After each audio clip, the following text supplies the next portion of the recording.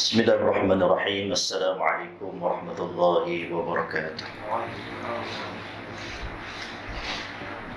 Ila hadratin Nabi Mustafa sallallahu alaihi wasallam wa ila kafatil anbiya wal mursalin ila ruhul ulama wa ila ruh muallimin syaikhul hidayah wal fatihah. A'udzu billahi minasy syaithanir rajim. Bismillahirrahmanirrahim. Alhamdulillahi rabbil alamin arrahmanir rahim maliki yaumiddin. Iyyaka na'budu wa iyyaka nasta'in. Shiratal mustaqim. Shiratal ladzina an'amta 'alaihim ghairil maghdubi 'alaihim waladdallin. A'udzu billahi as-sami'il 'alim minasy syaithanir rajim. Bismillahirrahmanir rahim. Alhamdulillahi rabbil alamin wa bihi nasta'in. Wassalatu wassalamu 'ala rasulil amin wa 'ala alihi wa sahbihi ajma'in. قال رب اشرح لي صدري ويسر لي امري واحلل عقدة من لساني يفقهوا قولي. اللهم افتح علينا ابواب الخير وابواب النعمه وابواب القوه وابواب الجنه وابواب المغفره وهو على كل شيء قدير. سبحانك لا علم لنا الا ما علمتنا انك انت العليم الحكيم. وصلى الله على سيدنا نبينا وحبيبنا وشفيعنا وظهرنا ومولانا محمد صلى الله عليه وسلم. الحمد لله رب العالمين. أعوذ بالله السميع العليم من الشيطان الرجيم. بسم الله الرحمن الرحيم. الحمد لله الحمد لله رب العالمين وبه نستعين والصلاة والسلام على رسول الأمين وعلى آله وصحبه أجمعين. قال الله سبحانه وتعالى في كتابه القرآن العظيم: إن الله وملائكته يصلون على النبي يا أيها الذين آمنوا صلوا عليه وسلموا تسليما. اللهم صل على سيدنا محمد وعلى ال سيدنا محمد كما صليت على سيدنا ابراهيم وعلى ال سيدنا ابراهيم وبارك على سيدنا محمد وعلى ال سيدنا محمد كما باركت على سيدنا ابراهيم وعلى ال سيدنا ابراهيم في العالمين انك حميد مجيد. اما بعد. Alhamdulillah, pertama dan selama-lamanya kita merapatkan syukur kepada Allah Subhanahu wa taala dengan segala keberkatan daripada Sayyidina Habibuna Mustafa sallallahu alaihi wasallam. Hikmatul karamah kedua ibu dan ayah kita, mudah-mudahan kita mohon kepada Allah Subhanahu wa taala keberkatan umur kita. Kita mohon juga kepada Allah Subhanahu wa taala menghindarkan kita dan menjauhkan kita semua daripada mara bahaya Allah, malapetaka Allah Subhanahu wa taala, wabak penyakit dan sebagainya. Jadi kita mohon kepada Allah Subhanahu wa taala istiqamahkan kita di dalam perjuangan kita, istiqamahkan kita dan kita menuntut ilmu Allah dan senantiasa berpegang teguh dengan akidah Allah, aqidatul tauhid kepada Allah Subhanahu wa taala. Dan kita mohon perlindungan daripada Allah Subhanahu wa taala dengan melakukan maksiat kepada Allah Subhanahu wa taala dan menjauhkan kita daripada segalanya, yang menjauhkan kita, ahli keluarga kita, sahabat handai kita, jiran tetangga kita daripada azab api neraka Allah Subhanahu wa taala, dan memasukkan kita semua ke dalam syurga Allah Subhanahu wa taala. Amin ya rabbal alamin. Baik tuan-tuan, puan dimuliakan Allah Subhanahu wa taala sekalian, tuan pengusi, tuan imam, tuan bilal, mudah-mudahan sentiasa berada dalam rahmat dan payungan Allah Subhanahu wa taala. Baik, apa khabar semua? Dan mudah-mudahan berada dalam keafiatan dan kesihatan daripada Allah Subhanahu wa taala, insya-Allah. Semalam selesai. Insya-Allah. Kita pada pagi ini sebenarnya biasa untuk minggu yang ketiga ni. Yang ini kita meneruskan pada minggu ini adalah kali yang kedua. Pada minggu yang kedua selepas kita buat pada minggu yang lepas sekadar bersembang-sembang, dan kita tak kita minggu lepas. Dan juga minggu ni kita akan buka satu kitab ataupun himpunan daripada hadis akhir zaman yang telah disusun oleh seorang ulama, tokoh ulama, yang mana yang kita akan baca insya-Allah kalau diizinkan Allah Subhanahu wa taala setiap minggu ketiga kita akan baca kitab ni ataupun himpunan hadis. Baik tuan-tuan dan Allah Subhanahu wa taala sekalian, tuan imam, tuan bilal yang dimuliakan Allah Subhanahu wa taala sekalian, kitab yang saya nak bawa pada hari ini, ini 40 hadis peristiwa akhir zaman. Fathul Zaman ini karangan daripada Syekh Ali bin Abu Ali Al-Banjari Al-Nadwi Al-Maliki hafizullah ta'ala, ataupun nama beliau yakni almarhum Syekh Ahmad Fahmi bin Zamzam, yang kita tahu dan kita ketahui bahawasanya beliau telah meninggal dunia baru dalam 2 bulan yang lepas di mana. Baik, sedikit mukadimah dan juga sedikit pengenalan kepada tuan kita. Tuan kita yakni beliau dilahirkan di Muntai dari suku Banjar, di Banjar Masin, Kalimantan Selatan, Indonesia. Dan kemudian mendirikan, dan juga beliau adalah orang tokoh ulama yang telah mendirikan pesantren. Kalau di Indonesia dia panggil pesantren, kalau di negara kita ni dia panggil pondok-pondok lah, benda yang sama. Dan beliau berulang-alik daripada dan datang ke Malaysia untuk menyebarkan ilmu agama dan menjadi salah seorang daripada tenaga pengajar di Pondok Dera Port Senang. Dan juga banyaklah pondok-pondok yang menjemput beliau, dan bahkan juga beliau senantiasa berulang-alik daripada Kedah sehingga ke Kuala Lumpur dan mengajar di tempat-tempat yang disebarkan di Kuala Lumpur, Selangor dan sebagainya. Itulah kalau kita tengok. Baik, satu hari kena nak ceritakan tentang Allah Subhanahu Wa Taala sekalian periwayatan hidup almarhum ni. Satu ketika, dan ketika mana beliau almarhum daripada Allah SWT Muhammad daripada Kedah berulang-alik naik bah macam kita sekarang ni naik motor, naik kereta dan sebagainya. Almarhum dulu naik bas. Naik bas diceritakan oleh beliau dan oleh almarhum sendiri pada ketika mana dia nak balik daripada Kuala Lumpur tu, dia ambil 2 tiket. Dia ambil 2 tiket. Satu tiket dewasa dan satu tiket kanak-kanak. Jadi dia ambil 2 seat dia ambil 2 seat. Orang tanya dia, wahai tuan guru, kenapa ambil 2 set, apa 2 seat? Sebab mai seorang, takkan ada 2. Dia kata, saya ambil 2 ni bukan sebab apa, satu untuk beg saya ni. Dia kata, Allahu Akbar, tuan guru, dia ambil untuk beg saya. Saya takut nanti kalau, sebab saya mai seorang, bah tu kan ada 2, bah tu ada 2. Bah ada 2 seat kan. Saya takut kalau orang yang berada di sebelah saya itu adalah orang yang bukan mahram saya, dia jadi masalah, jaga hati kan. Baik, tapi last sekali tuan guru dia gurau kepada orang yang tanya tu. Tapi kalau kapal terbang saya tak mampu lah. Dia kata kalau bas ni insya-Allah dah dia beli. Itu salah satu daripada akhlak daripada Syekh yang pengarang kitab yang kita nak baca ni, penyusun kitab kita ni. Baik tuan-tuan, oleh Allah Subhanahu Wa Taala sekalian, beliau banyaklah sejarah-sejarah yang telah beliau nukilkan, kemudian banyak yang beliau mentahqiqkan kitab, banyak disusun-susun, banyak di antara dia yang kita akan baca pada hari ini. Kemudian beliau meninggal dunia pada jam 6.45 pagi di rumah sakit ataupun di Hospital Pakar Islam Banjarbaru, Kalimantan Selatan, Indonesia. Meninggal dunia dekat sana. Kemudian dikebumikan di pondok beliau, di pondok pesantren di sana selepas asar hari yang sama pada usia 62 tahun. 62 tahun cukup hebat dan cukup menggemparkan dunia kita, dunia ilmu lah pada hari itu. Itu pondok beliau dekat mana? Pondok pesantren Yasin Banjarbaru di Indonesia, Kalimantan Indonesia. Ambillah permata yang sikit-sikit Allah Ta'ala ambil. Sikit-sikit Allah Ta'ala Subhanahu Wa Ta'ala ambil. Baik, mudah-mudahan khazanah yang tinggalkan oleh beliau almarhum akan menjadikan satu manfaat bagi kita insya-Allah. Baik tuan-tuan, Allah Subhanahu Wa Ta'ala sekalian. Ini ada salah satu daripada kita kecil ni je. Kita kecil ni. Iaitu 40 hadis peristiwa akhir zaman. Baik. Kitab ni sebenarnya dia ada 2. Kitab ni dia ada 2. Satu dipanggil sebagai peristiwa akhir zaman ni lah, yang kita nak baca peristiwa akhir zaman, yang mana dihimpunkan peristiwa-peristiwa kecil, tanda-tanda kiamat. Tanda kiamat yang berlaku, yakni peristiwa yang kecil-kecil lah, yang kecil-kecil. Dan satu lagi iaitu kitab Kiamat Hampir Tiba. Ada satu, kalau boleh cari kitab beliau, ditebal sikit. Kitab beliau tebal sikit, iaitu Kiamat Hampir Tiba. Kiamat Hampir Tiba ni dia menghimpunkan di antara hadis-hadis tentang Allahumma salli ala Sayyidina Muhammad tentang tanda-tanda kecil dan juga tanda-tanda besar hari kiamat.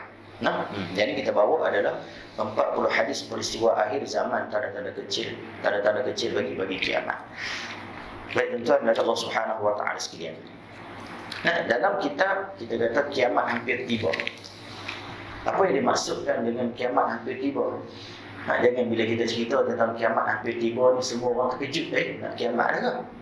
Nah, bila kita buka tentang hadis-hadis ahli zaman ataupun hadis kiamat ni, jangan orang manusia ni rasa terkejut. Sebab apa? Sebab dia bukan perkataan yang baru. Dia bukan satu perkataan yang baru datang untuk kita dengar, tidak. Tetapi dia dah lama Allah Ta'ala sebut dalam Quran banyak, hadis Nabi sebut, ulama kita sebut banyak dah tentang kiamat ni hampir akan terjadi. Jangan kita rasa tiba-tiba terkejut pula ni. Kenapa boleh jadi kiamat ni? Tidak, dia benda ni dah lama kita dulu. Kiamat ni pasti terjadi, cuma kita tak tahu bila. Kita tak tahu bila. Wallahu a'lam. Nabi pun tak tahu, Malaikatul Maut pun tak tahu, kemudian malaikat Jibril pun tak tahu. Hanya yang tahu adalah Allah Subhanahu wa taala yang mengetahui akan kiamat itu bila. Cuma Allah Subhanahu wa taala bagi tahu kat kita tanda dia.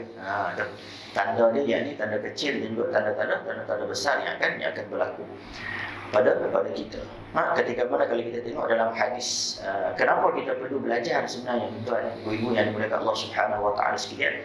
Kenapa perlu kita belajar tentang peristiwa-peristiwa akhir zaman ni? Sebab apa?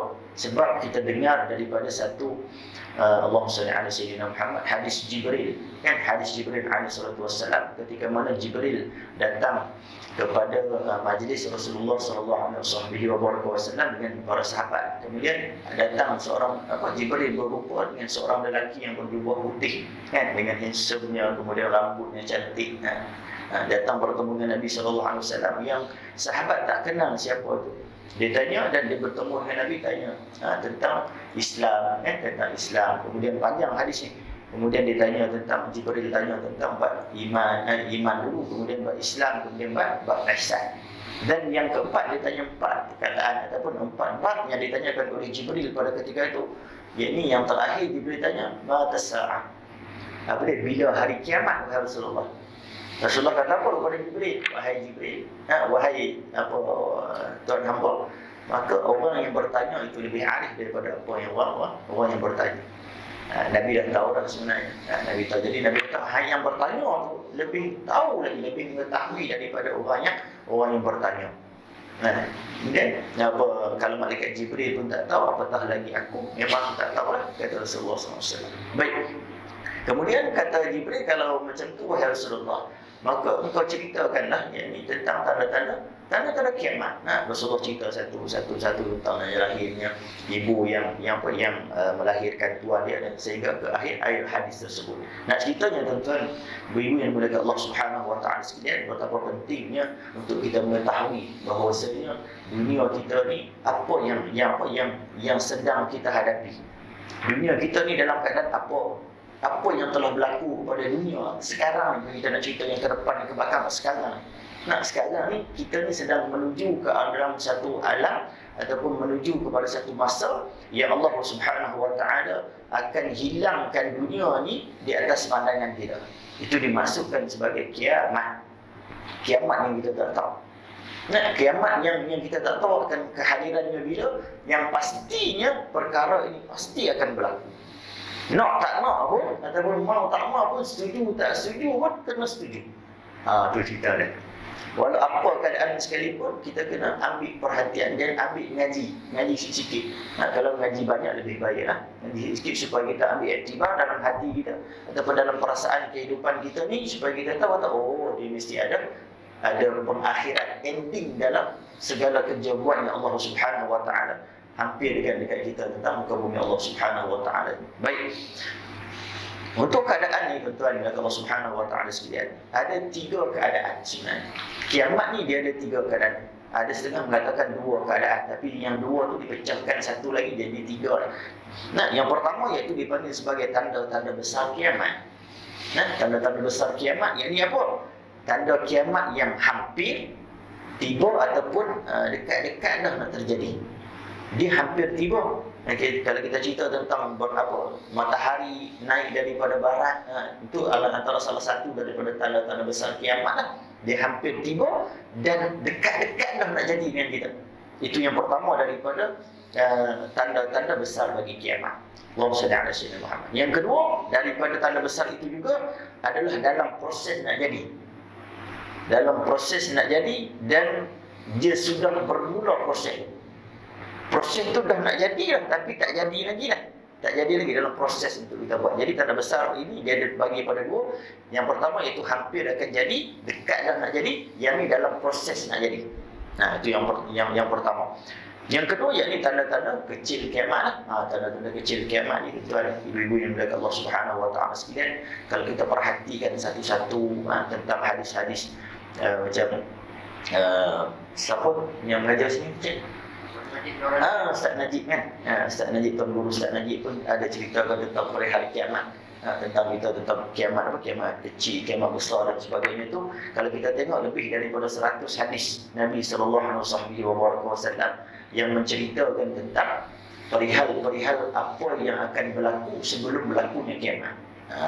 Tanda-tanda dia lah, tanda-tanda kecil. Apa tanda-tanda kecil itu tuan?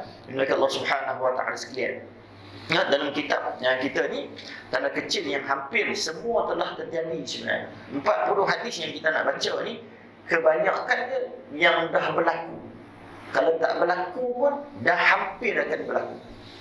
Kebanyakan semua dah berlaku.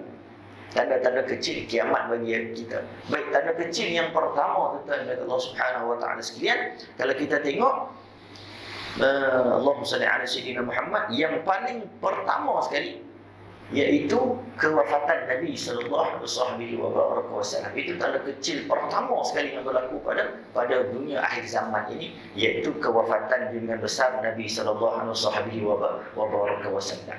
Bila wafatnya Nabi, maka bermulalah tanda yang pertama. Sebab apa Nabi sallallahu alaihi wasallam bersabda, bu'istu kahataini was-sa'ati. Wasa'ati, kata Nabi SAW, aku dengan kiamat ni, ketika mana aku dilahirkan, aku dengan kiamat ni, dia macam rapat macam ni. Nabi angkat lagi tunjuk Nabi angkat dan Nabi katakan, aku dengan apa? Bu'istu kahataini wasa'ati, aku dengan kiamat ni dia dekat-dekat. Jadi kalau aku dilahirkan, kiamat ni makin dekat lah. Walaupun telah 1400 tahun yang lepas Nabi dilahirkan, Nabi wafat meninggalkan kita, maka Nabi kata kiamat tu makin dengan aku tu dia dekat sangat, menunjukkan kiamat ataupun tanda yang pertama yang berlaku, yakni kewafatan dengan besar Nabi sallallahu alaihi wasallam. Nah, baik, proses pada dunia sekarang ni tuan-tuan, ibu-ibu dan ayah yang dimuliakan Allah Subhanahu wa taala sekalian, bila semua tanda-tanda kecil dah berlaku, maka akan bermulalah tanda-tanda besar. Itu sebab tu tujuan kita mengaji tu.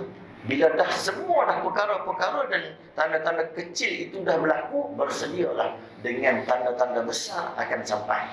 Dan bila tanda-tanda besar itu sampai, dia akan berterusan. Dia akan silih berganti. Dah tak ada dah yang kecil-kecil. Semua yang akan besar. Mula berlaku yang ni, mula berlaku yang ni, sehingga akhirnya akan digulungkan dan akan ditiupkan sangkakala oleh malaikat Israfil, Allah Subhanahu wa taala. Dia akan bermula dekat situ. Tanda besar pertama yang akan berlaku, tanda-tanda besar yang kita kena ketahui sedikit, yakni yang akan berlaku pada akhir zaman. Tanda besar yang pertama iaitu dipanggil sebagai lahirnya Imam Al-Mahdi. Yang pertama tanda besar dia iaitu lahirnya Imam Al-Mahdi, kemudian turunnya Nabi Isa, dan kemudian munculnya Dajjal. Dia tiga benda yang akan berlaku, tanda-tanda awal, tanda-tanda besar awal kiamat. Dia akan berlaku tiga benda. Tapi tuan-tuan yang dimuliakan Allah Ta'ala sekalian, puan-puan sekalian, kita kena faham satu. Apa dia? Yakni istilah. Kata pengarang kitab, istilah ni kita kena tahu. Kita kena tahu tentang istilah yang disebut oleh para ulama, yakni bila kata lahirnya Imam Mahdi, maksudnya lahir itu seperti mana biasa. Jadi Imam Mahdi belum dilahirkan. Dia lahir seperti mana biasa mana. Imam Mahdi akan dilahirkan pada ketika itu. Bila Imam Mahdi lahir saja, maka tanda kiamat besar telah pun berlaku. Dah lahir belum? Belum. Imam Mahdi. Nah, Imam Mahdi. Baik tuan-tuan, malaikat Allah Subhanahu wa taala. Bila kita kata lahir, dia akan lahir macam biasa. Baik, yang kedua, kata ulama, yakni turunnya Nabi Isa. Bila turun, tadi lahir. Nah, Nabi Isa ni dia bukan macam Mahdi, bukan macam Al-Mahdi, tapi dia turunnya Nabi Isa. Menunjukkan apa? Nabi Isa tu dah ada. Nabi Isa tu dah lahir. Nah, kita baca sejarah dan kita tahu kata Nabi Isa sebenarnya diangkat oleh Allah Subhanahu wa taala. Dia ke langit Allah Subhanahu wa taala, dan satu masa nanti akan diturunkan oleh Allah Subhanahu wa taala. Menunjukkan kata Nabi Allah Isa ada tak? Ada. Nabi Allah Isa telah dilahirkan oleh Allah Subhanahu wa taala dan tunggu keizinan daripada Allah untuk turun saja. Nah, itu tanda-tanda dia. Baik. Yang ketiga iaitu disilahkan sebagai munculnya Dajjal, Masih Dajjal. Bila munculnya Dajjal juga bermaksud Dajjal tu dah ada belum? Dah ada. Nah, Dajjal tu dah ada. Dah ada sejak bila? Sejak daripada Nabi Allah Sulaiman lagi. Dajjal tu dah ada. Cuma disembunyikan oleh Allah Subhanahu wa taala dengan satu tempat. Ramai orang yang mengatakan Dajjal ni berada di banyak teori. Ya, banyak teori manusia ni. Manusia ni kadang-kadang bila dia mengkaji satu-satu benda ni, bila otak manusia, dia tak semuanya tepat. Sebab dia mengkaji benda dah berlaku. Dia mengkaji benda dah berlaku, berbeza dengan wahyu yang Allah Subhanahu wa taala sampaikan dalam Al-Quran, dan Allah Taala ceritakan kepada Nabi dan Nabi sampaikan kita. Itu wahyu. Itu perbezaan dia, kita kena ingat. Kalau kajian manusia ni, dia dah kaji benda dah berlaku. Contoh berlaku pada tahun sebelum tahun 2000 yang tsunami besar tu tadi, 2004. Tahun 2004 berlaku tsunami. Sebelum tu tak ada pun ada unit tsunami kan. Tak ada unit tsunami pun, tak ada pun amaran awal tsunami dan sebagainya, tak ada. Nah, lepas pada tu baru orang kaji. Kata, bila berlakunya macam ni akan datang air, akan datang ombak dan sebagainya. Baru diwujudkan satu cawangan ataupun satu badan ataupun satu tempat untuk nak mengkaji benda tu dan akan keluarkan amaran tsunami. Baru lepas pada tu akan ada amaran tsunami. Sebab manusia ni mengkaji perkara yang telah berlaku, berbeza dengan wahyu yang Allah Subhanahu wa taala bagi. Itu keistimewaan Nabi sallallahu alaihi wasallam, Nabi kita. Terima Allah Subhanahu wa taala sekalian. Nah, jadi bila kita katakan munculnya Dajjal, maknanya dia dah ada di atas muka bumi, cuma dipenjarakan ataupun disembunyikan oleh Allah Subhanahu wa taala, dan dengan izin Allah nanti Allah Taala akan munculkan dia. Bila? Wallahu a'lam bissawab. Kita tak tahu wallahu a'lam bila Allah Taala nak munculkan dia. Mungkin kita tengok kajian-kajian maksud kata ada di segitiga Bermuda, ada kata dekat sini, ada kata dekat sana, ada kata dekat sana. Apa lihat? Tidak mustahil lah benda tu. Tidak mustahil, sebab kita sendiri pun tidak ada kepastian yang di mana sebenarnya Dajjal ini, Masih Dajjal ini dimunculkan oleh Allah Subhanahu wa taala. Cuma kita ni kena percaya dan yakin bahawasanya Allah Subhanahu wa taala akan munculkan perkara-perkara yang telah kita sampaikan ataupun yang telah disusun oleh para ulama itu tentang hadis Nabi sallallahu alaihi wasallam tentang tanda-tanda kiamat kecil, juga tanda-tanda kiamat yang besar. Bukan hanya tujuan kita belajar tentang hadis-hadis dan juga tentang peristiwa perkara-perkara yang berlaku pada akhir zaman ini, tanda kecil maupun besar, hanya sekadar kita kata ya ini memang pasti akan berlaku, memang kena berlaku pun, jadi tak payah buat apa kan. Bukan maksud macam tu. Maksudnya bila kita mengaji tentang bab tanda-tanda kiamat ini untuk menegakkan dan juga untuk nak bagi hati kita ni kuat dengan Allah Subhanahu wa taala. Nak bagi hati kita ni rasa gerun, rasa gentar dengan Allah, nak meningkatkan takwa kita kepada Allah Subhanahu wa taala. Senantiasa kita nak mengerjakan kebaikan, sedekah jangan tinggal, kemudian amal ibadat jangan tinggal. Itu tujuannya. Bukan hanya sekadar kita dengar saja, tak apa, bila tengok saja, tengok dekat orang tu, maka kita pun kata je sendiri. Kata ulama tuan-tuan, dalam hadis Nabi SAW yang lain, Nabi pernah sebut, dia kata di akhir zaman ini kalau ada orang yang mengatakan orang ini zaman ni memang dah teruk lah, orang cerita zaman ni memang benda tu berlaku memang teruk. Kata Nabi, orang yang mengatakan teruk pada zaman tu, dia lebih teruk daripada tu. Dia lebih teruk daripada tu. Tak boleh kita, oh memang orang zaman now ni akhir zaman, memang ramai orang tak pakai tudung, memang ramai orang tak sembahyang. Oh, teruk betul lah zaman ni, dia kata macam tu. Bila orang tu kata macam tu, sebenarnya dia lebih teruk daripada orang yang dia kata amaran daripada Nabi besar Nabi sallallahu alaihi wasallam. Jadi kita bila kita dengar saja hadis tu, maka kita jangan jadi golongan tu kan. Jangan kata asyik nak menuduh orang, asyik nak mengata dekat orang. Kan? Asyik nak mengata dekat orang saja dan kita tak pernah tengok nak cek diri kita. Sebab tu dah wujudnya zaman sekarang, wujud apa? Facebook. Kan? Tapi sekarang ni dah macam-macam lah. TikTok hanya, lepas tu dengan Instagram ni, Facebook tu, muka buku siapa? Buku kan? Buku kan? Cerita manusia, cerita orang, kita tengok dan kita baca cerita orang. Orang cerita orang post dia pergi jalan, orang cerita dia pergi sana, dia pergi sini, dia buat kek pun nak masuk dalam tu. Lepas tu dia pergi jalan dengan bini dia pun masuk dalam tu.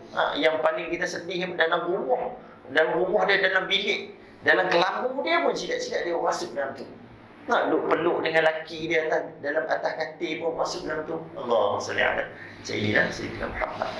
Dari akhir zaman. Bukan kita kata terburuknya zaman, bukan maksud macam tu. Menunjukkan bahawasanya kita ni jangan tergolong dalam golongannya yang macam tu. Itu maksud dia. Baik tuan-tuan, ibu dan ayah yang dimuliakan Allah Subhanahu wa taala sekalian.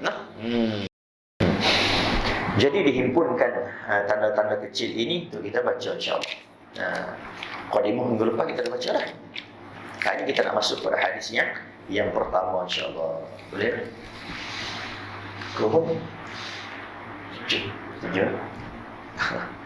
Baik, Allah salli ala sayyidina. Kita setakat mana kita dah. Baik, tengok daripada hadis yang pertama. Hadis yang pertama yakni takwa dan perpaduan asas keselamatan di akhir zaman. Baik, a'udzubillahi minasyaitonirrajim. Bismillahirrahmanirrahim. Kitab ini sebelum tu, kitab ini telah diterbitkan ataupun cetakan yang pertama pada tahun 1991. Kita nama bagian ini 1991, berapa tahun? 1991, 2001, 10, 2001, 10, 20, 21, 20 kan? 20 tahun. Dah 20 tahun dah disusun oleh Syekh Almarhum Syekh Fahmi Zamzam ataupun Abu Ali Al-Banjari Al-Nadwi. Hadis yang pertama kita tengok pagi ni sekejap. An Abi Najih Al-Irbadi bin Sariyah radhiyallahu anhu qala wa'azana Rasulullah sallallahu alaihi wasallam maw'idatan wajidat minha al-qulub wa dharifat minha al-uyun faqulna ya Rasulullah ka'annaha mawil'atu muwaddi'in فأوضنا قال أوصيكم بتقوى الله عز وجل وسمعي وطاعتي وإن تأمر عليكم عبد فإنه من سعش منكم فسيرى اختلافا كثيرا فعليكم بسنتي وسنة الخلفاء الراشدين المهديين أوضوا عليها بنواجذ وإياكم ومحدثات الأمور فإن كل بدعة ضلالة. Sedekah Rasulullah sallallahu alaihi wasallam.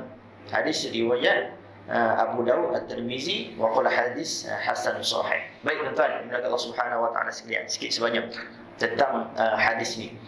Baik, hadis yang pertama yang disebut daripada Abu Najih Irbad bin Sariyah radhiyallahu anhu berkata, siapa? Iaitu Abu Najih ni. Abu Najih ni adalah merupakan sahabat Ahlus Sufah. Sahabat Ahlus Sufah, yang ni beliau termasuk daripada sahabat yang menangis. Sahabat yang rapat dengan Nabi SAW, yang menangis ketika mana tidak dapat nak join Nabi ketika perang Tabuk. Dia teriak sebab dia tak boleh nak ikut Nabi dengan perang Tabuk bersama dengan Nabi ketika mana. Itu sebab apa? Sebab Nabi tidak menyediakan bekalan ataupun kita kata tak ada kelengkapan yang lengkap untuk nak bawa dia sekali.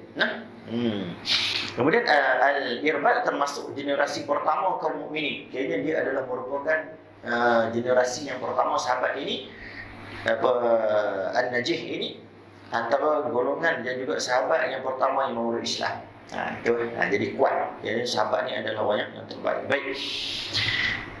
Kata beliau, telah mendengar Nabi sallallahu alaihi wasallam telah memberi nasihat akan kami oleh Rasulullah sallallahu alaihi wasallam akan suatu nasihat yang menggetarkan hati kami. Dia kata, Nabi telah memberikan kami nasihat yang menggetarkan hati kami, yang menyebabkan kami rasa gemetar pada hati. Dan menitiskan air mata kami ketika mendengarnya. Dia kata, bila Nabi ceritanya, kami rasa gerun dan kami rasa nak teriak, sehingga akan menitiskan air mata kami. Lalu kami berkata, ya Rasulullah, seolah-olah itu adalah nasihat terakhir sekali bagi kami, maka berilah pesanan kepada kami, wahai baginda. Faqulna ya Rasulullah, apa kata Nabi SAW, aku bernasihat kepadamu supaya usikum bitaqwallahi azza wa jalla.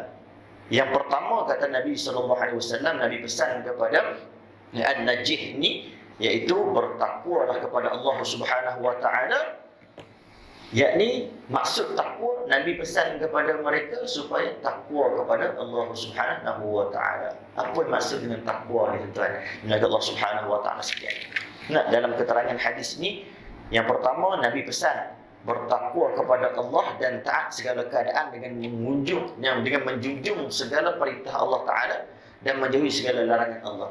Yakni bertakwa kepada Allah bermaksud mencari perlindungan dari azab Allah. Itu yang pertama. Dengan mengerjakan perintahnya dan menjauhi larangannya. Hal ini merupakan hak Allah Subhanahu wa taala dan tidak ada wasiat yang paling mulia, yang paling lengkap melebihi wasiat untuk bertakwa kepada Allah Subhanahu wa taala. Bahkan Allah mewasiatkan kita dan umatnya sebelum ini supaya bertakwa kepada Allah di dalam surah yang lain ada, iaitu surah An-Nisa yang kita baca.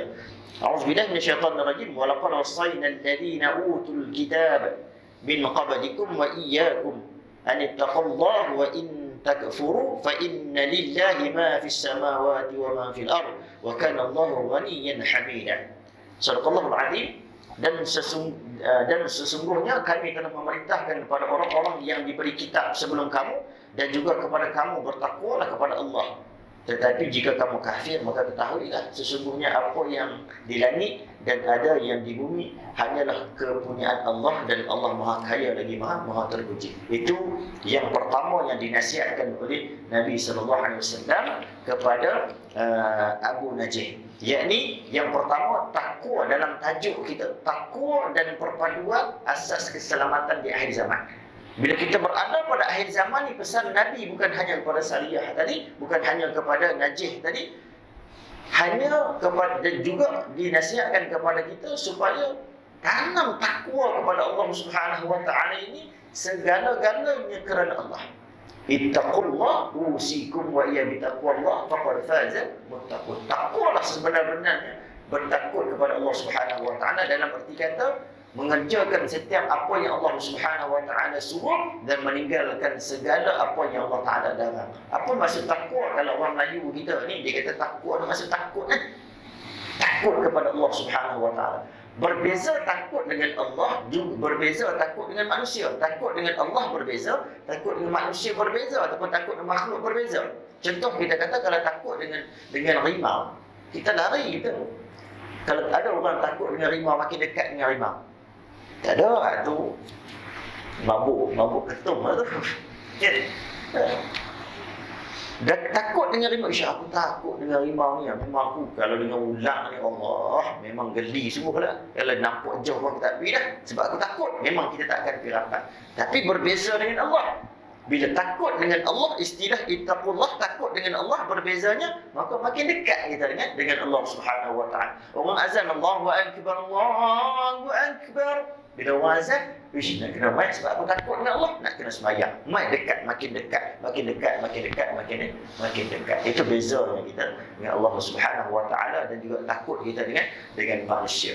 Nah, ini kita menyamakan takut kita dengan Allah dengan takut kita dengan manusia dia kurang sama. Bahkan kadang-kadang kita ni lebih takut daripada manusia daripada takut dengan Allah Subhanahu wa taala. Wayazubillah lah, minta jangan macam tu lah kita. Sebab apa? Sebab kita ni lebih takut pada manusia ni. Kalau manusia Allah takut semua kita. Nah, tapi kalau bab dengan Allah ni bab semayang, lihat dulu lah. Nah, tak apa, kita ni dulu, kita bersyarat dulu. Nah, kita buat kerja dulu. Tak pula saya kita semayang lah. Nah, kita semayang lah. Ni sikit je nak siap lah ni. Buat kerja contohnya kan. Buat kerja. Nah, buat kejap lagi kita semayang. Nah, tak lagi sekali bos kata apa pula? Bos tak keluar lagi. Kan kita nak keluar. Dah masuk waktu dah ni. Kawan kata. Tak apa, dia ibu saya kata apa pula. Nah, dia takut dengan manusia lebih daripada takut dengan Allah Subhanahu wa taala. Itu yang kita takut. Baik tuan-tuan, Allah Subhanahu wa taala sekalian. Itu yang pertama kata Nabi sallallahu alaihi wasallam, yang pesan baginda, takutlah kepada Allah, yakni tunduk dan patuh kepada setiap perintah Allah Subhanahu wa taala. Yang kedua, sikit.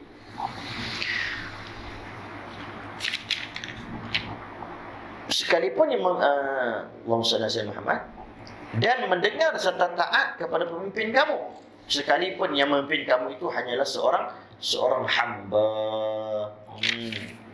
Kata Nabi sallallahu alaihi wasallam, mematuhi arahan pihak yang menguruskan hal-hal yang berkaitan dengan kaum muslimin, walaupun seandainya mereka tinggi daripada golongan hamba. Nah, kata penyusun kitab, selama mereka berpegang teguh dengan Al-Quran dan sunnah Nabi sallallahu alaihi wasallam dan sunnah-sunnah para khulafa ar-rasyidin, kerana patuh kepada pemerintah yang punya sifat-sifat seperti ini, berarti patuh kepada Al-Quran dan hadis. Yang kedua pesan Nabi, taatlah kamu kepada ulil amri.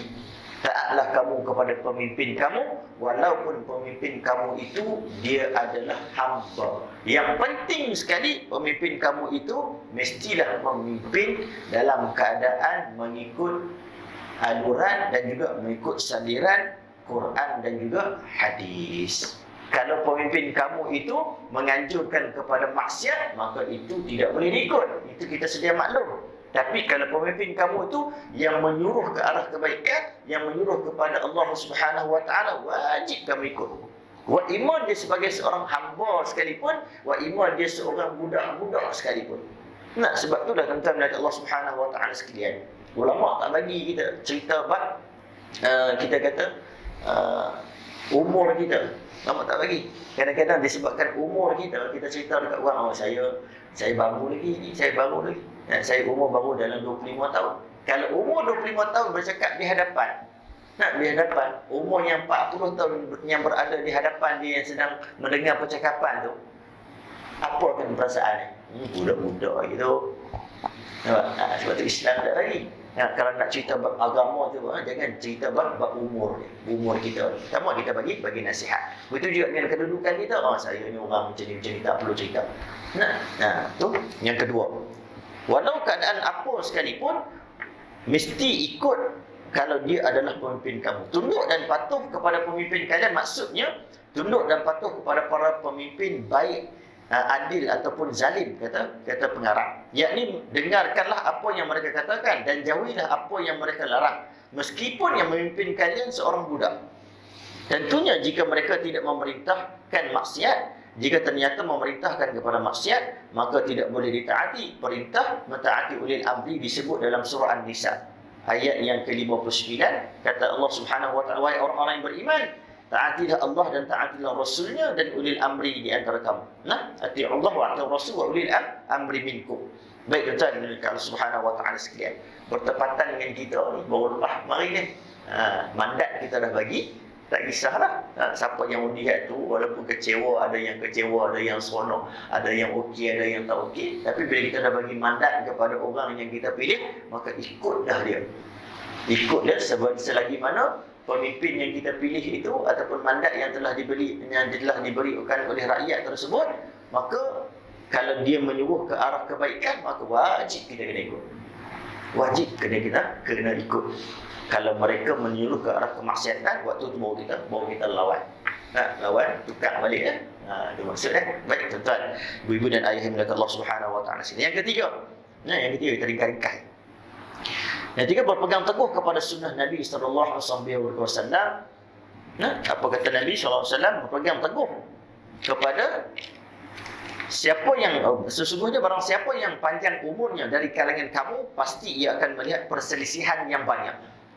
Di akhir zaman ni kalau seorang itu panjang umur, kata Nabi SAW, pasti kamu akan melihat perselisihan yang banyak, maka hendaklah kamu berpegang teguh dengan sunnahku dan sunnah para khulafa ar-rasyidin al-mahdiyyin, khalifah-khalifah yang mengetahui kebenaran dan dapat hidayah ke jalan yang benar. Nah, gigitlah akidah tu. Kata Nabi SAW yang ketiga, berpegang teguh kepada sunnah Nabi SAW. Ni yang berlaku pada akhir zaman.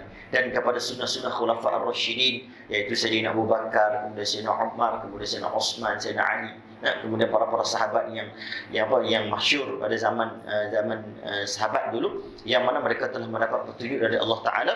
Itu berpegang kepada akidah dan amalan Ahlussunnah wal Jamaah, yang mana hanya penganut fahaman ini sahaja yang mendapat jaminan selamat daripada api neraka Allah dan yang akan beruntung mendapatkan syurga pada hari kiamat nanti. Jadi Nabi pesan dekat kita, peganglah betul-betul tentang ahli sunnah wal jamaah. Nabi bagi kita pegang betul-betul tentang sunnah Nabi. Jangan berlakunya perkara-perkara yang tak elok. Nah, bila Nabi dah beritahu macam ni, maka kita ikut. Jangan kita pandai-pandai nak buat ajaran-ajaran yang baru, yang sesat dan sebagainya. Itu yang berlaku macam-macam tu. Nah, ayam pin dah. Kau tu dah kenal dah, kata bila kita kata kenal Tuhan dah, maka tak perlu semayang. Itu ajaran-ajaran bid'ah yang dhalal, bid'ah yang tak boleh kita ambil, walaupun dia kita nampak macam betul, tapi tak, sebenarnya adalah bid'ah yang sesat, yang mengarut. Itu dah ni dah main. Allahumma salli ala sayyidina Muhammad. Mimpi perjalanan mimpi terakhir tu orang masih tahu apa lah. Kan? Bahaya tu, cukup bahaya. Jadi hati-hati dengan media massa. Sebab itulah kita kata nak ngaji ni, boleh ngaji dengan YouTube ni. YouTube ni boleh ngaji dengan dengan Facebook tu. Sekadar rujukan yang kita dah ada ilmu, tak apa. Bagi kita rujukan, kita dah ada ilmu, cuma kita nak kemas lagi, ataupun kita nak bagi conform, boleh kita tengok. Tapi kalau nak ngaji daripada awal itu kepada YouTube tu, payah. Jangan. Sebab kita tak boleh nak tanya. Kita tak boleh nak tanya. Hanya sekadar yang buat rakaman tu, alhamdulillah lah. Cuma kita nak sebarkan ilmu. Tapi jangan mengaji direct betul-betul dekat situ. Kalau nak mengaji betul-betul, main macam ni. Pergi cari pengajar, sebab kita boleh tanya dengan guru yang mengajar. Itu lebih elok lah. Ini kita macam-macam kita buat. Perkara-perkara yang menyebabkan bid'ah yang berlaku. Jadi pegang apa yang telah disampaikan oleh ulama kita, maka benda yang tidak disampaikan itu jangan ikut. Saya teringat tentang Allah Subhanahu Wa Taala sekalian. Ketika mana berada dalam majlis yang Tuan Guru Ustaz Zulkifli Ismail, ahli fatwa Melaka, di kuliah duha masa tu. Kuliah duha dekat Batu Qura. Ketika tu Tuan Guru ada orang tanya soalan. Tuan Guru nak tanya sikit. Ustaz nak tanya, macam mana kita nak kenal Syiah? Dia macam tu. Macam mana kita nak kenal Syiah?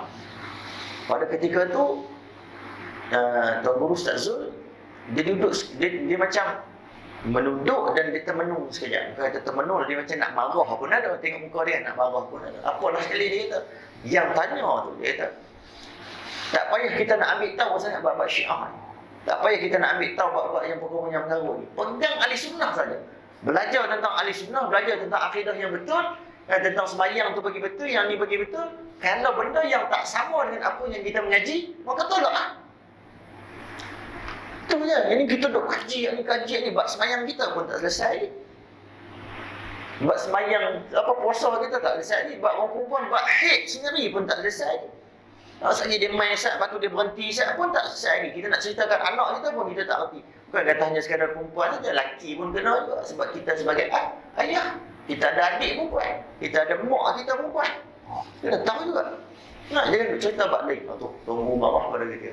Jadi tuan-tuan maka Allah Subhanahu Wa Taala sekalian, akhir zaman ni Nabi sebut bahawasanya peganglah ahli sunnah wal jamaah tu bagi lain. Baik, yang terakhir, yang keempat sikit, yakni gigitlah, kata Nabi SAW, sunnah-sunnah itu dengan geraham dan jauhlah perkara-perkara yang baru, yakni bid'ah yang diada-adakan. Kerana sesungguhnya tiap-tiap bid'ah itu adalah sesat, kan?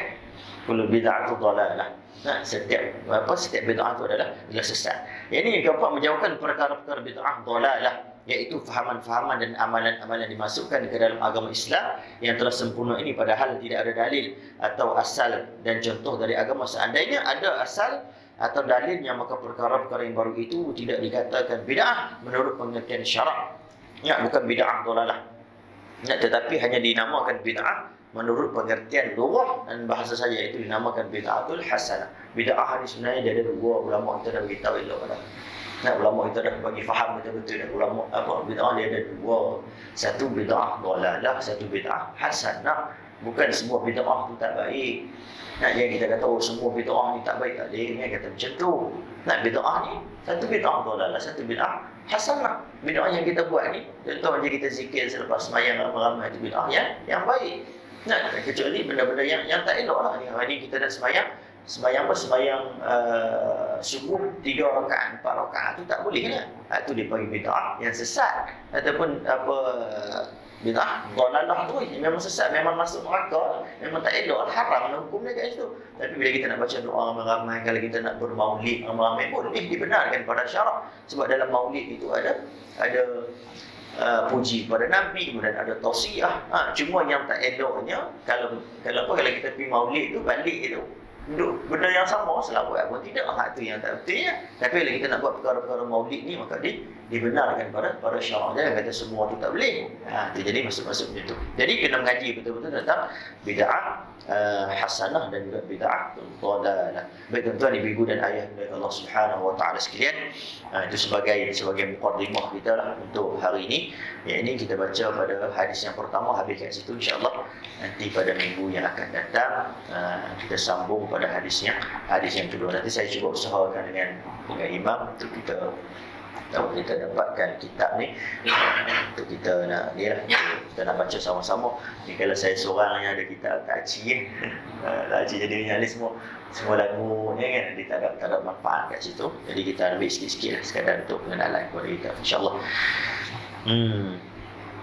على كل حال أعوذ بالله السميع العليم من الشيطان الرجيم بسم الله الرحمن الرحيم الحمد لله رب العالمين نستعين والصلاة والسلام على أشرف الأنبياء والمرسلين وعلى آله وصحبه أجمعين اللهم جمع على هذا جمعا مرحوما وتفرقنا من بعده تفرقا معصوما اللهم ربنا آتنا في الدنيا حسنة وفي الآخرة حسنة وقنا عذاب النار وصلى الله على سيدنا محمد النبي الكريم وعلى آله وصحبه أجمعين والحمد لله رب العالمين. الحسنة فمن الله وإitu datang daripada Allah, kelemahan itu datang pada diri saya. Semoga taufiq wal hidayah.